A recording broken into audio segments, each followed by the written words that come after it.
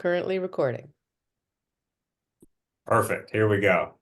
Welcome to the Focus2Career demo and training hosted by your friends and colleagues in the Career Center. We're really excited to introduce this platform to the university. And I'm going to actually turn it over to Colleen to just give a little bit of an overview of what Focus2 is, some of our plans for integrating it, and more or less a summary of what you see on this slide. So Colleen, go for it. Sure. Hi, everyone. Thank you so much for joining. So happy to see all of your faces. So Focus2Career is a leading career and personality assessment platform. The career development team at the Career Center did take a look at a number of different platforms, including I Start Strong, which was a platform we were previously using, in case some of you are familiar with that.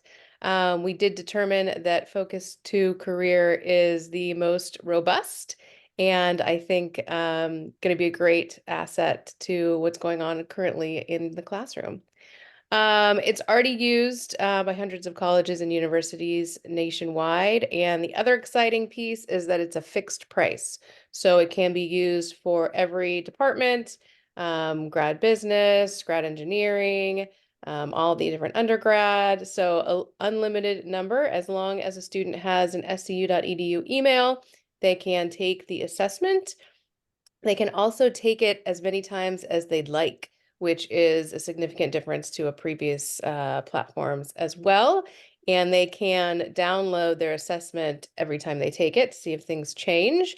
We can also have an unlimited number of administrators or sub-administrators, which all of you are, so that you can also go into the dashboard and see your students' results for yourself and also download their assessments. Um, our goal is to have Focus2 be implemented during orientation or at the very least their first year experience so that all students coming into Santa Clara will have their Focus2 information. The other exciting piece, which Dylan will probably focus on, is that it offers a alignment with majors. So our Santa Clara University majors are incorporated into the platform. So career and job title and major is all linked. So that's a really exciting piece to this platform that the team and I were excited about as well. Through this recorded session and other sessions coming up, we definitely look to integrate Focus2 into all sorts of classes that are currently going on across campus, as well as other workshops and team building events. Thank you, Colleen. I just want to give a special kudos to Colleen and her team. Over the summer, they reviewed and assessed themselves various platforms that offer these types of solutions, then did a deep dive into which one was going to be the best one. And Focus2 rose to the surface. And so we've spent the past 5-6 months onboarding it, getting everything set up. And Colleen, just well done. Thank you for getting us to this point where we can introduce it to the campus community. So kudos and thank you for giving us that overview. All right, let's dive into a little bit of the agenda and what we're going to be doing today. So Focus2Career, as I listed in the email that many of you received, offers 8 different assessments. They offer a work interest, which is related to the Holland Code, which we'll talk about a little bit later on. They offer a personality assessment, which correlates to the MBTI. They don't call it the MBTI in Focus2 because some of you know that the MBTI it's a proprietary test. It's owned by a platform called Elevate. And unless you're taking the MBTI test, you're not taking the MBTI test. So they have mirrored it, and the results we can map to the 4-letter code. So there is a solution, and we'll show you how to do that.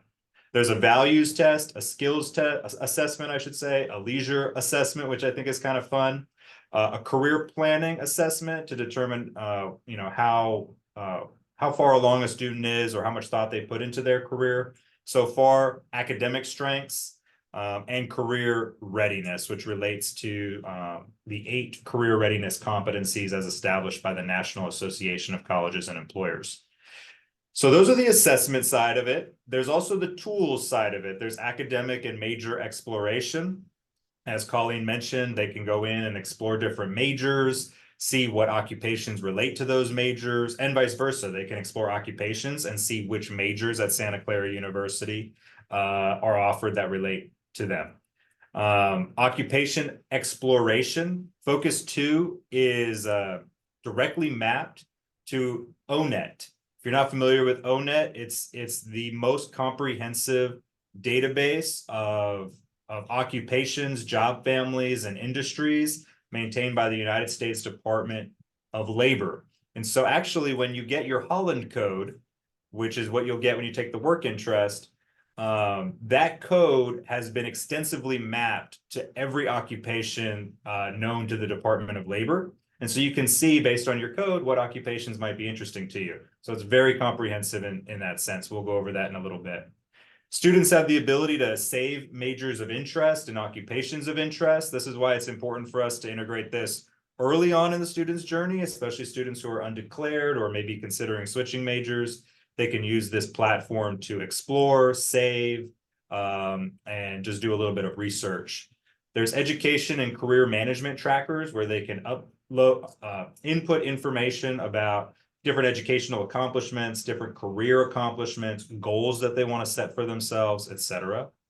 And then they can review and print their portfolio. At any time, they can print one or more of their assessment results, occupations that they've saved, etc., for their own personal use. Or if you're a faculty or staff member and you've assigned it, they can print their results and upload it to Camino or share it with you or bring it to class. So there's all sorts of functionality there. And we'll talk about you as a sub-administrator. You do not have to rely on the student downloading their results. You can actually go into the system, look them up, and see what their results are if you choose to get that involved. Okay, sun is setting right into my eyes, so I'm going to close the blinds. All right, today's agenda. We're going to log into Focus 2 as a sub-admin. We're going to do an overview of the website in the student view. I'm going to give everyone here an opportunity to take the work interest assessment so that you learn your own Holland code, which will allow us to explore other functionalities within the platform, specifically the occupational database. We'll do an overview of the Holland code. What does it mean? Which will lead us into the sample assignment that we have created. More information on all this to come. And then an overview of the website in the sub-admin view. So first we'll look at it from the student view, then we'll look at it from the administrator view. We'll show you how to look up specific users, how to download reports for specific users, and how to download aggregate reports. So if you've assigned it to an entire class, you can download the results for an entire class. And we'll show there's some nuance to that, so we'll show you how to do that. And then additional resources and questions at the end. I'll stop there and ask if there are any immediate questions that come to mind. I see a couple of things in the chat. Let's take a look here. Colleen, looks like you're responding to that. Okay, good. Elizabeth, okay. I agree with the person that was in the chat. Is this going to be linked to the homepage? What homepage? The Santa Clara faculty homepage where you see everything? Like yeah, so like the Canvas, my.scu. email. Yeah. Yeah, we do have a tile created for this. Who it has been added to, maybe I could ask Colleen, do you know who it is appearing for? It should appear for all faculty. But if Okay. it doesn't, then you can send me a message and I'll have it added to your MySU portal. Let's pause there and actually go to my.scu.edu and show you what it looks like. Can people still see my screen even though I changed tabs? Okay. So if you're on my scu.edu, the MySCU portal, one of these tiles will be Focus 2 right down here. If this does not appear for you, please email Colleen separately or myself, and we'll figure out why that is and make sure that it's added for you. There's a couple of other ways you can get to Focus2. One is by going to the Career Center website, scu.edu/cc. It's in our job prep toolkit here. It's under our Explore and Discern Possible Careers, Self-Awareness Activities. And then it's the first link on that page, Focus2. This will also take you there. So you can find it on our Career Center page. You can find it as a tile in your MySCU portal. And there's also a link on the sample assignment, which we'll be sharing with you momentarily. So what I'd like everyone to do now is the link is in the chat. Log in and choose student website. You should see a page like this after you log in. Choose student website and then click continue. And you should see a page that looks like this. Go ahead and give me a thumbs up emoji when you are here, or put into the chat if you are having any issues getting to this page. Okay, got a thumbs up from a few folks. Excellent. Thank you, Sarah, Shauna. And it's okay if you're having trouble logging in. You're not the only one. Just let us know and we will troubleshoot as best we can. Is the student website under Colleen? Oh, in the chat? Yes, the login information, the login link is in the chat. Okay. So I've got, this is Mike Hollabar. I've got a purplish Focus2Career interface in front of me. It says Mike Hollabar. I'm assuming that means I'm in. And where will I find the student? Or maybe I'm in the student? I'm not sure. Do you see the screen that I'm sharing right now? Do you see a similar screen? No, I don't see a screen. Yeah, I see it. I don't know why I'm not seeing that screen.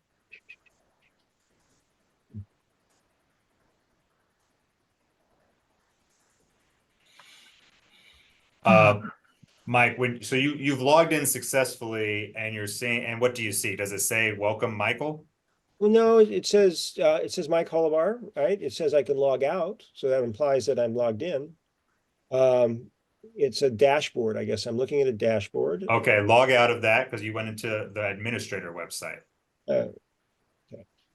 I think that's what happened.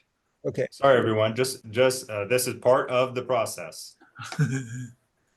Okay, log out and then click on the link that I've just put into the page here. The chat, I mean. Is everyone else in? Everyone else is good. Okay, I've seen some head nods. Excellent. Good. Okay, so There's a few people in the chat. I'm working with you. Okay. I see you if you're in the chat. I'm working on it. Okay. Okay, so Michael, you've logged in again. I had logged into the administrator site, so I need to go out of that and then come back in. Is that what you're saying? Yeah, you need to go to student website. You'll be given two options, administrator website or student website. Yeah, I did that before we got on. I did that before we got on and I went into the administrator. So I need to get out of that one, I think, first. Yep. Log out of that and get into the student website. Okay. so I'm presented with sorry, I'm looking at the career dimensions, Focus2 educational planning site. This looks like a general site. So I should log in now, or it says, yeah. Is there an opportunity to log in? Yeah, I can log in here. Okay. User. Okay. Okay. Oh, okay. I see where. Yeah, I got to the administration. Okay, gotcha. All right. I'm going to the student site now. Okay. Thank you. Perfect.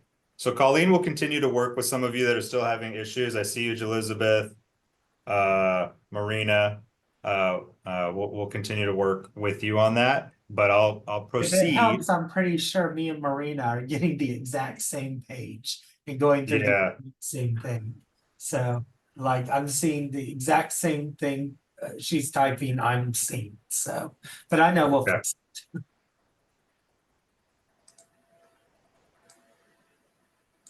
Okay.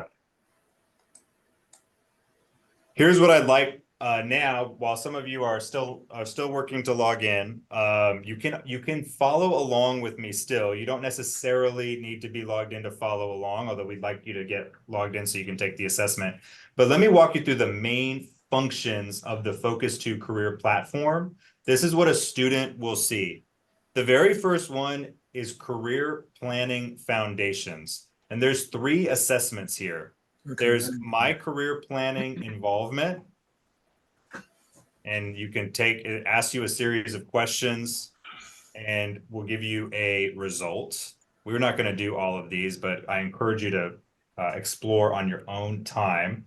Any assessment that you take in the student view will save in your student view, but will not be saved to our database of results. So don't worry about messing up our results for students, etc. You can take the assessment in the student view. It will save for you, so you can always go back, but it won't go into our database of results. There's My Academic Strengths, which is quite simple. It goes through a variety of different kind of academic areas and asks the student to assess how well they do or not do in any of these categories. And we envision that being helpful and interesting for discussions with academic advisors. So we have meetings, we have the same training happening for our academic advising team and integrating it into some of their processes. And then we also have the MI Career Ready, which asks a series of questions about the 8 career readiness competencies defined by the National Association of Colleges and Employers. These are basically the accepted competencies by most career centers across the United States, and what employers have indicated are the most important in a applicant. So then a student will be able to see how career ready they are and what they need to continue to be improving upon. There's also the self-assessment section. So you will take the work interest assessment, but don't start yet. These are the 5 assessments. Work interest is the Holland Code. Personality is MBTI. And then there's the leisure assessment, values assessment, skills assessment. And here's what's really cool. You can get the results for any one of these assessments and it will map to certain jobs, or you can combine assessments. So let's say you want to combine your work interests with your values, and then it will show you a subset of the jobs that might be interesting to you. Obviously, the more you combine, the fewer results that you'll get. But it is an interesting way to kind of see how these different areas of your life intersect and what types of jobs might fulfill both or all. Let's continue down to explore the possibilities. This is where you can explore different occupations and their relationship to majors offered by Santa Clara University. So what can I do with a major at Santa Clara University? A student could click on any of these. Let's say, let's choose one that's perhaps not obvious, anthropology. And then they would see all of the different occupations that are related to that major, the national mean salary, whether it's a green job, and whether it has a bright outlook. All of this information is not provided by Focus2. It's mapped to the Department of Labor, so we can trust it. It's not something that they're managing. They're mapping to the Department of Labor. So that's where these salaries come from. That's where the green job indicator comes from. That's where the bright outlook comes from, etc. So this is kind of cool. If you're working with a student who's like, hey, I want to major in this, I just don't know what career paths I could choose, this is an easy place to take them to. Or if you're talking with a student who's like, this is the type of career I'm interested in, I don't know what major I should choose. So you work backwards the other way. So all sorts of different explorations. You can do a variety of other things that are all kind of very similar, exploring occupations by job family. Job family is a word the Department of Labor uses instead of industry, or they kind of categorize it that way. It's an easy way to think of it, at least. And then you can compare 2 occupations side by side to see differences in salary, differences in required skills, required education, etc. There's the take action section. So this is where a student can input almost like an online or digital resume or record of what they have accomplished or what they want to do. So their education, study abroad, awards, research, publication, etc. How any student will choose to use this, we are kind of yet to be seen, and it's part of our strategy of how we're going to operationalize all these different parts of the platform. But this is certainly where a student can start keeping track of some of these things if they want to. And then there's a professional development tracker as well, where students can set career objectives and goals, which I find super compelling as we work with students one-on-one. Let's set some goals. What do you want to accomplish in the next month, the next quarter, the next year, etc. They can track this. And as a sub-administrator, you can, for any individual student that you might be working with, look up what they have set for themselves or help them set goals for themselves. So it's quite cool in that sense. And then lastly, you can see for any given student their saved occupations. So as they're going through and doing all this research, if there's a job that they really like, they can save it and come back to it here. Their saved majors, and then at any time they can review and print their portfolio by selecting all of the different things that they have completed. One or more of all the things that they have completed. So let's say you're a faculty member and you're like, I want everyone in my class to take the personality assessment and the skills assessment, and I want you to download a report of that and send it over to me. So I would go in and I would go, okay, my values and my personality, because I need to give that to my Professor Thomas, build my portfolio. Okay, I've got all the results here, and now I can download in the top right corner, and that gives me a PDF that I can upload to Camino or send off to the staff or faculty member. So those are the main sections of the platform. Now I would like everyone who's logged in successfully in the student view to go to the work interest assessment and actually take the assessment. And then at the end of it, you will get a 2 or 3 letter Holland code. Go ahead and do that now. And while those who can do it are doing it, those who still need help, please let us know in the chat if you still need some help.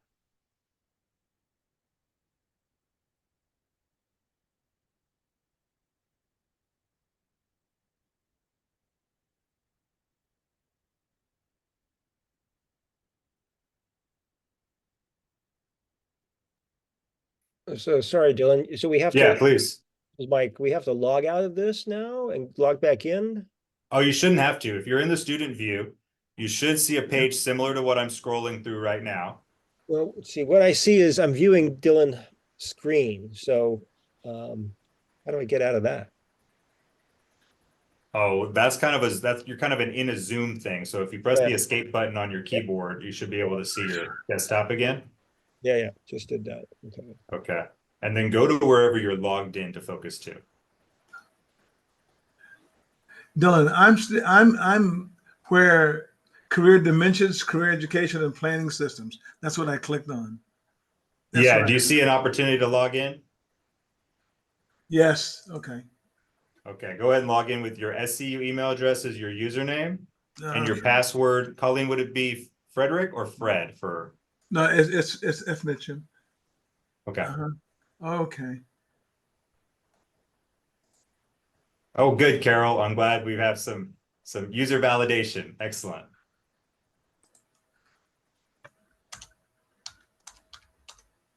So we'll just give it maybe 5 more minutes to take the assessment.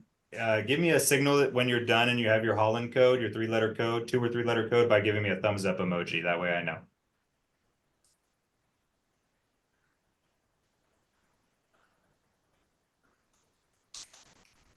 Perfect. Thanks, Sarah. Thanks, Carol.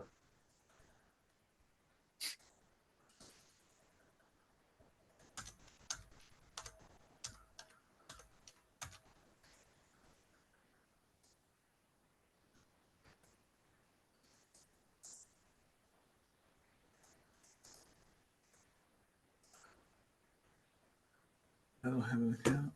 Yes, I do. F mentioned Let's see. It's in here.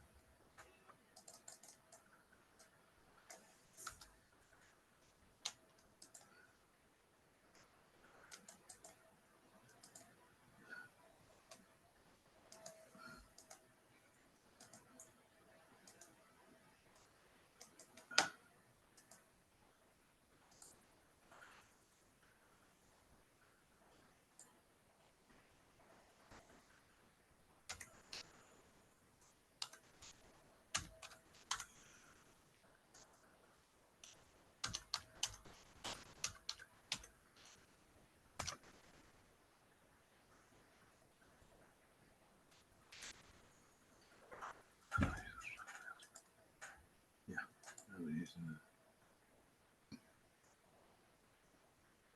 I was using the strong path.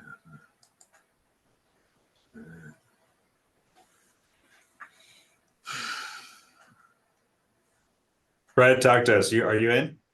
No, I'm having. I don't know why I did everything. Yeah. Okay.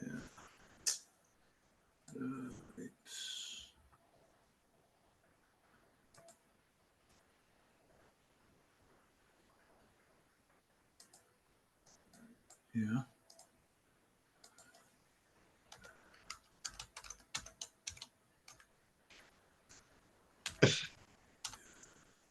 I know some of these are like, let's go, some money here. D.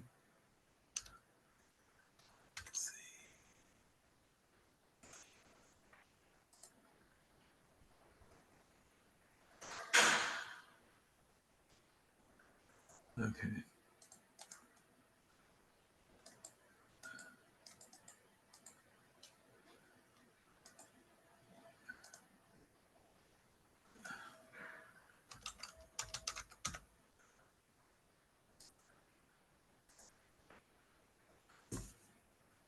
All right, Megan, we got some results coming in. Yeah, feel free to put in your 3-letter code. Yeah, sometimes you will have a tie between two, and you have to choose just kind of based on your own subjective opinion of what sounds more like you. Where does the salary information come from? Yeah, it's provided by the Department of Labor. Where they're sourcing it from, I'd have to look into that. Good question, Carol.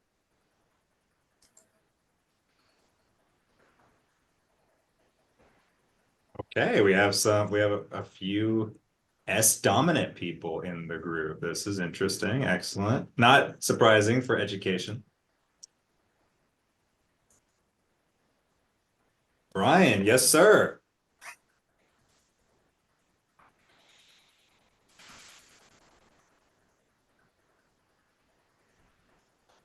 Man.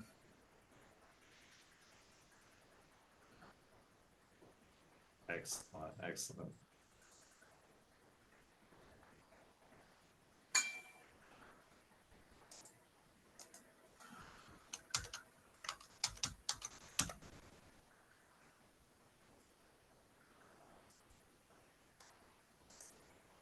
Okay, take 30 more seconds, and I'll also say you can rush through this assessment for now and retake it when you have more time and you want to answer as accurately as possible. Because you also can take the assessment as many times as you like. Yeah. Oh, good, Brian. Yes, it works. It's true. Yeah, the fire symbol, the fire symbol. A hot job. Yeah.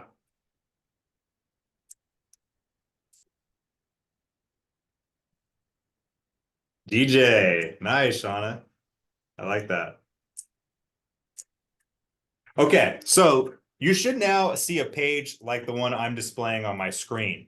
It has a bar graph that shows which are the top 3 letters that you got, and then the bottom 3 letters that you got. Like any assessment, we are all of these things to some degree. It's just showing you which one is most dominant in your results. But what are these? What are these 3-letter codes? It kind of gives you a brief summary of them on this page. And so you have it's the RISEC code. Realistic are essentially people that like to work with their hands and in the physical world. We see a lot of student athletes score with an R as the dominant or in their top three. We see a lot of people that are interested in making things physically. There's investigative. These are the people that like to ask questions and explore. So we see a lot of people in engineering, science, in the investigative category. There's A, which is artistic. These are the creators, people that like to express themselves through artistic means of communication. They like to be innovative. It also is not just about like being an artist, but thinking in a non-conformist way, outside of the box. So we see obviously a lot of people in the arts that score with this as a dominant, but we also see just a lot of people who, you know, to quote Steve Jobs, think differently. There's the S, which is social. These are the helpers. We see a lot of people who might be majoring in child studies, psychology. If nursing programs are being offered, we often see a lot of people, a lot of nurses with this, teachers, etc. E is enterprising, the persuaders. So these are our future salespersons, startup founders, politicians. Then there is C, which is conventional, the organizers. These people like processes, systems. So we see some folks in accounting, finance, mathematics, often score with this as a dominant or in their top three. Let me just ask a question to the group. Imagine you've assigned this to a class or to a group of students that you have that you're trying to do some type of programming with. How would your programming change if you knew that all of the students were investigative, if they were investigative dominant, compared to E, enterprising dominant?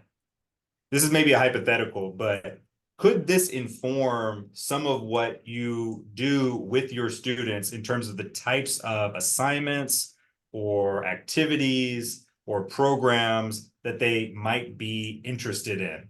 If you have all enterprising students versus investigative students versus social students. Yeah, Jen, I think that's these. So yeah, let me open it up. How would you use these results? Is there anything that comes immediately to mind if you knew these results for your entire class? What could you do with it?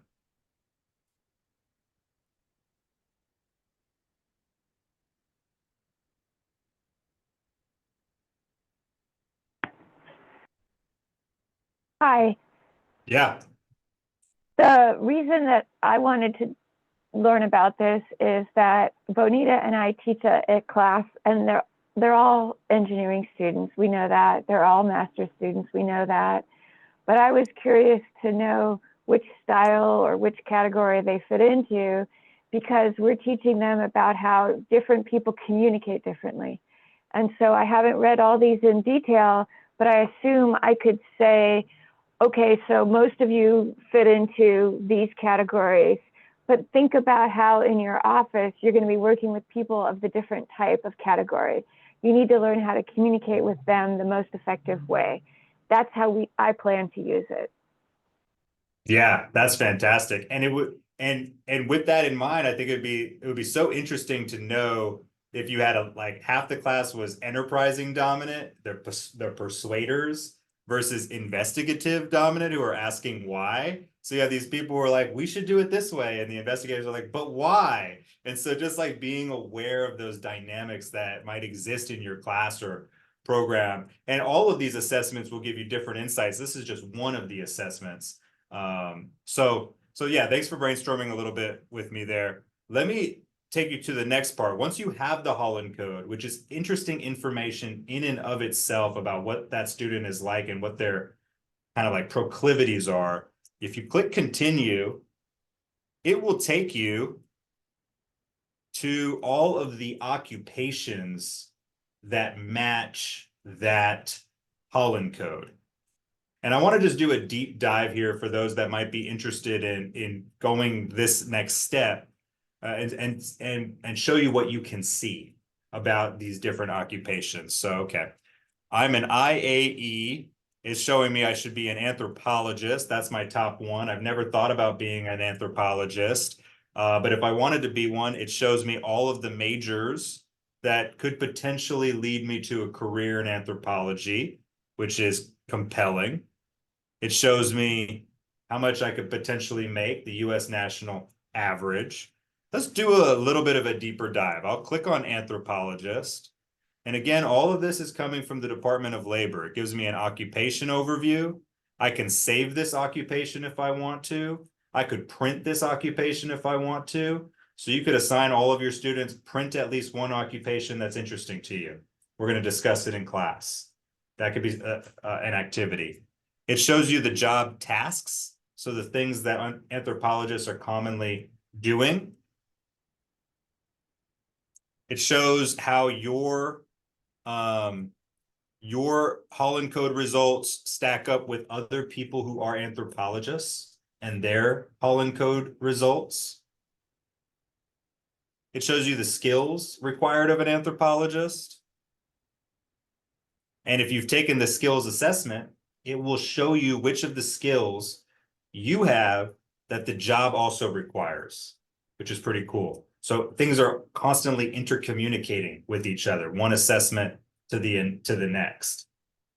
Shows you the values that are commonly associated with this occupation. And if you've taken the values assessment, again, it will show you which of your values are commonly found or applicable to that occupation. It shows you work conditions. This is a little bit of a deep dive. Shows you education requirements. Most anthropologists have a bachelor's degree, master's degree, PhD. Shows you the majors, again, that are offered at Santa Clara University. It shows you other majors that might not be offered at Santa Clara University. It shows you the outlook.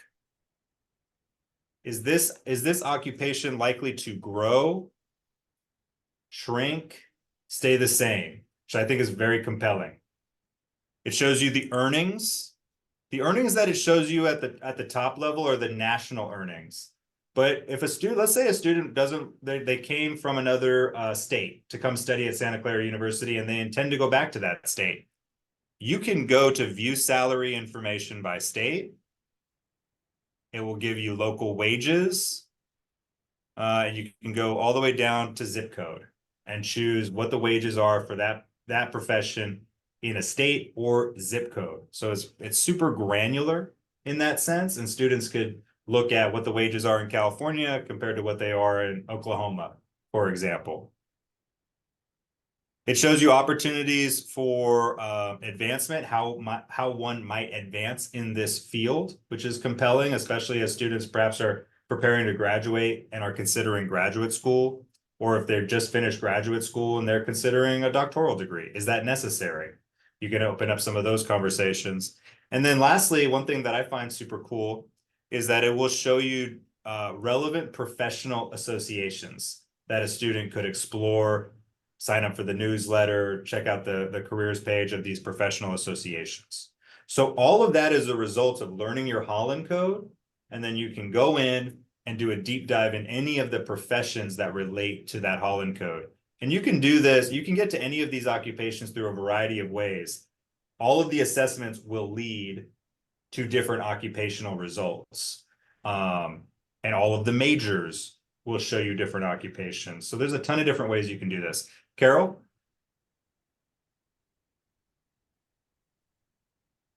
I can't hear you. When I click on the jobs and I look at my bar graph compared to the Holland Code bar graph, that example, is there a way to filter my results to the career that most matches me? So you could sort by alphabetical, you could sort by family, but you don't seem to be able to sort by most matching.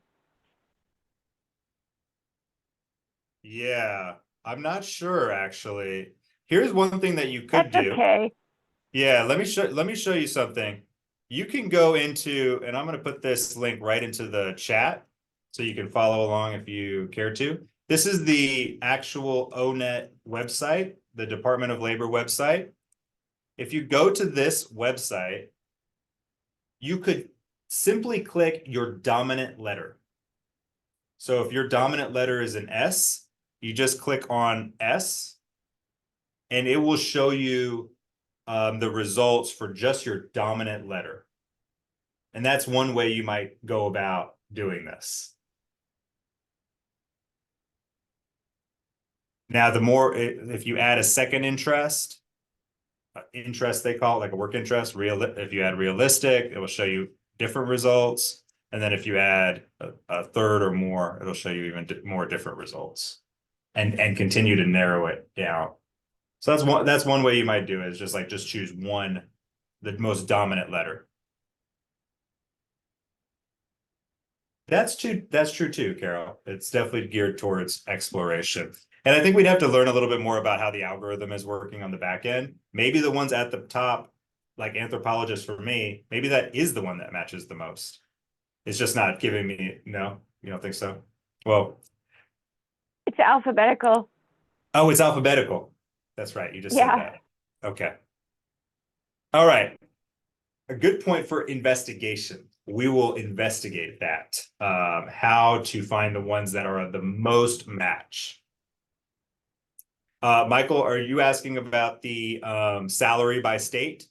Yeah, I'm interested in that state filter or functionality. I can't really see it on what I'm looking at. I have got occupation column, icon legend, majors at Santa Clara, national salary and job family, but I can't figure out how to get to the state. You don't see this where it says earnings. Do you see this? See, what am I doing now? No, I'm not. Stay with me. Stay with me just a couple of minutes after, and I'll direct you there. Okay. Or you know what I'm going to do? Here it is. Actually, but this is going to be just for anthropologists. Okay. I'll get you there in a second after we go to the rest of the presentation. Okay, great. Thanks. Okay. That is the student view, all the things that are available to the student, what happens after you take assessments. It shows you kind of different occupations that you can explore, etc. Now I want to share with you the Focus2 sample assignment. This is something that we've created here in the Career Center that you can use as a plug and play, or kind of give you a sense of how you might walk a student through this platform, or you might just take a module of it. So I'll wait for a few folks to get onto the document, and I'll show you. We're going to skip down to exercise 4A, which is on page 5, exercise 4A.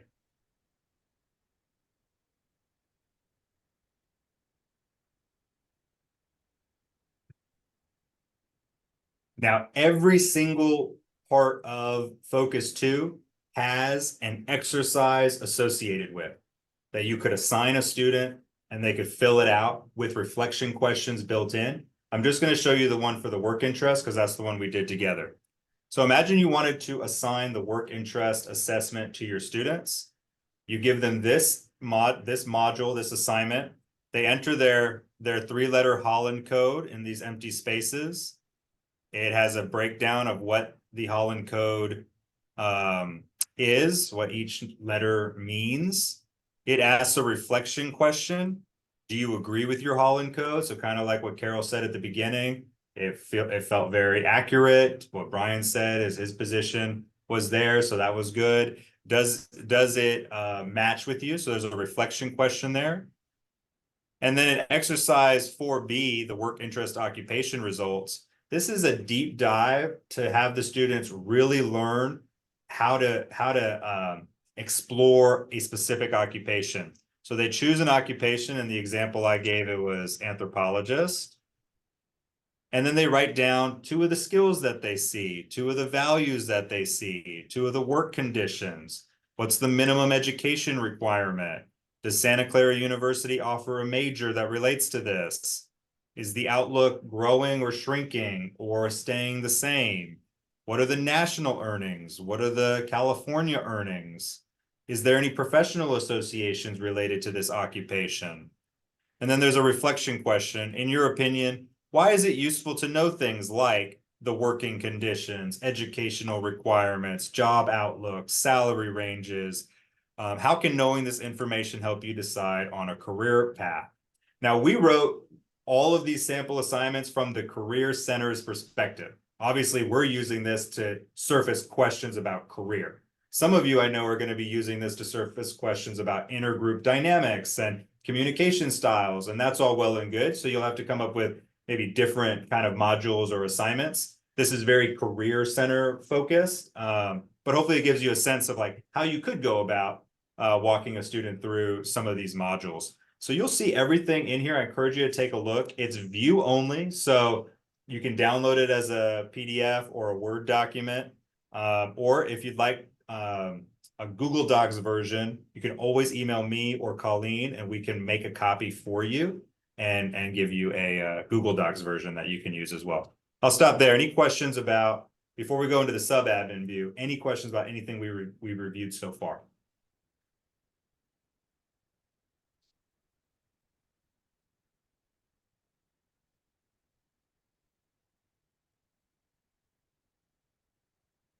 Oh, if you are able to make a copy on your own, fantastic. I didn't know if that was a capability. Some people, yeah. So you can also make a copy directly in Google Docs, rename it to whatever you want to rename it to, and use it yourself. All right. If there are no other questions, go back to your Focus2Career page and log out.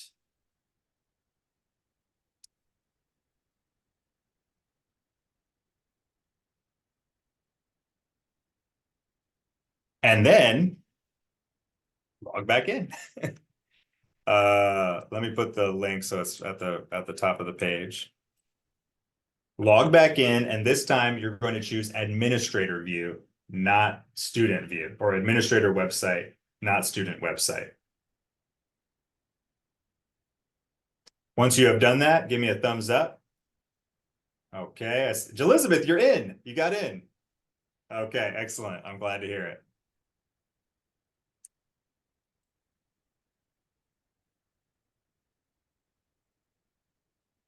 So again, you'll be given these 2 options, administrative website, student website. We want the administrative website this time.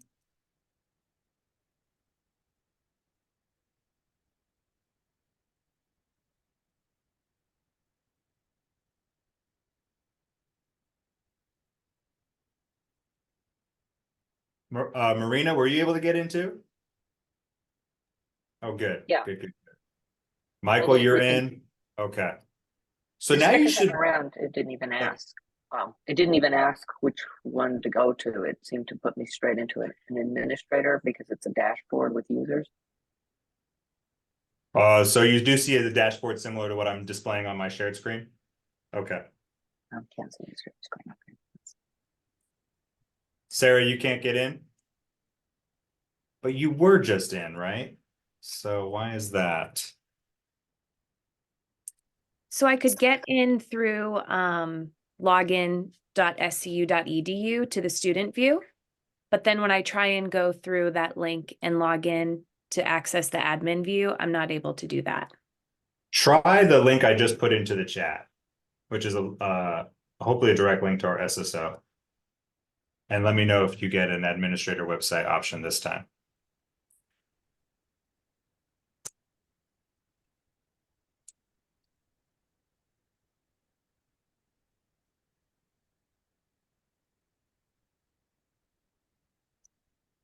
Good. Thanks, Francine. Thanks, Colleen.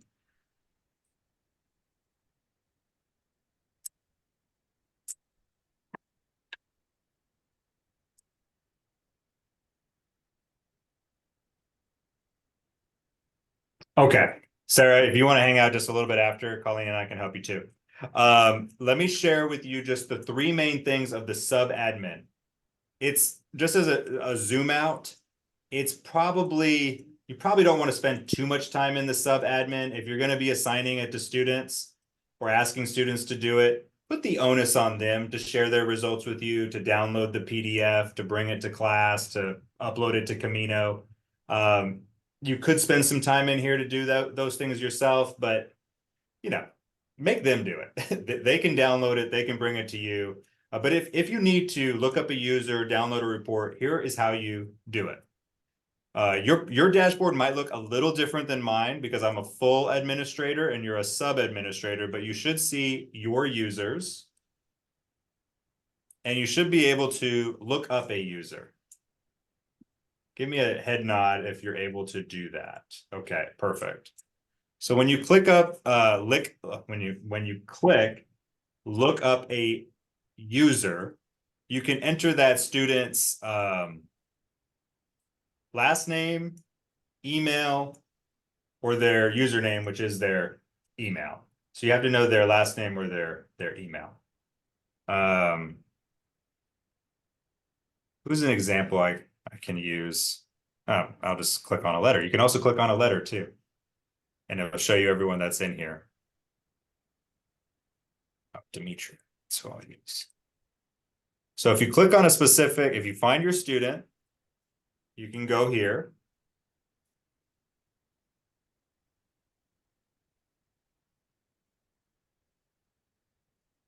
And if you scroll to the bottom, you can see what assessments they have completed. And then you can click on portfolio report. Click on the different assessments you want to report on or to see. And then click portfolio report and it will show you. Now here's something, Francine. I didn't see how you got look up a student. Okay, so when you're on the dashboard, on the left-hand side, you'll see your users. Yeah. Click look up a new user. And then you can find a student. I'm using our intern as an example, Demetria. From here, you really don't want to do anything other on this page. You don't want to do anything other than just look at their assessments. That's the only thing you should really be doing. Don't change any information about a student. Hopefully you don't have too much access to do that. You can see which assessments they completed, what date they completed it, and then you can build a portfolio report. And then you can see what their results are. I want to point this out because you might find this interesting that you see the MBTI report here, ISTP. The student will not see the 4-letter code. For whatever reason, whatever the proprietary information is, the person taking the assessment cannot be shown the 4-letter code if they're taking it outside of the formal MBTI process. However, when you as a sub-admin come in, you can see their 4-letter code. Why that is, what agreements there are, what the contractual limitations are, I'm not sure, but you can see the 4-letter code. And if you look in our sample assignment, we've given the students a workaround for the MBTI because the students will be given 5 words that describe their personality. And those 5 words map to an MBTI type. So if they know the 5 words, which they will know after taking the personality assessment, they just have to find out which MBTI type matches those 5 words. So that's the workaround that we've created. You can find that in the sample assignment, or you can go in and see what their 4-letter code is. Don't ask me why that is the way it is, but it is the way it is. Where is the sample assignment? Okay. That is in Google Docs, and let me put that into the chat. Just put it in the chat, Francine. Thanks. The last thing I'm going to show you here is that you can do aggregate reports. And this will be the very last thing because I know we're coming up at time. So let's say I wanted to pull a report of everyone that had taken the work interest, aka the Holland code. I can go to aggregate reports and click on Holland code, choose my dates, and then I can create a CSV out of that. Now, here's the thing. It's going to pull every single student. There's no way to filter by like your class. But once you have all of the student results, you just have to use an Excel trick, VLOOKUP or conditional formatting to find the duplicates that you're looking for to just find the results of the students in your class. If you ever need help with that, me or Colleen can certainly help you with that to teach you how to do it, to kind of like narrow down all of the results to just the ones you're looking for. And there's some pretty simple Excel tricks to make that happen. So those are the things that we wanted to share with you about the Focus2 platform, how it works, what the work interest and Holland Code assessment is, how you can use the personality assessment to map to MBTI, and a sample assignment to get the wheels turning for how you might start incorporating this into your classes.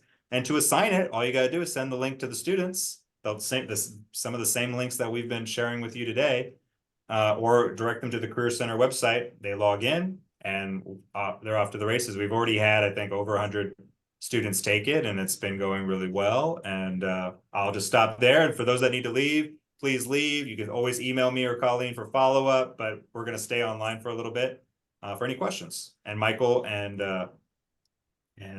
one other person, I'm going to answer your questions too. Thank you, everyone. Carol. Thank you very much. Thank you. Thank you. Thank you, everyone. Do all the When will the students video be using the- available? Oh, sorry. Carol, your question first. Do the master students have access? So everybody at scu.edu has access?